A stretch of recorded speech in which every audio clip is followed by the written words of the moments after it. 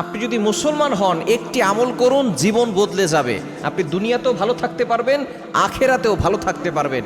নবীজি সাল্লাল্লাহু আলাইহি ওয়াসাল্লাম জানিয়ে দিয়েছেন, এটা তিরমিজি শরীফের 2572 নম্বর হাদিসের ভিতরে রয়েছে। নবীজি সাল্লাল্লাহু আলাইহি ওয়াসাল্লাম আমাদেরকে জানিয়ে দিয়েছেন, যারা আমরা মুসলমান রয়েছি, যারা আমরা ইমানদার রয়েছি, তারা আমরা প্রতিদিন, নবীজি সাল্লাল্লাহু আলাইহি ওয়াসাল্লাম আমাদেরকে একটা দোয়া শিক্ষা দিয়েছেন। এই দোয়াটা পড়লে আল্লাহ পাক রব্বুল আলামিন জান্নাত দিবেন, জাহান্নাম থেকে মুক্তির ব্যবস্থা করে দিবেন।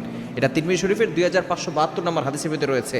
যে ব্যক্তি প্রতিদিন 3 বার আল্লাহর কাছে জান্নাত চায়, সরাসরি জান্নাত আল্লাহর কাছে গিয়ে বলে, আল্লাহ এই বান্দাকে তুমি জান্নাতের ব্যবস্থা করে দাও।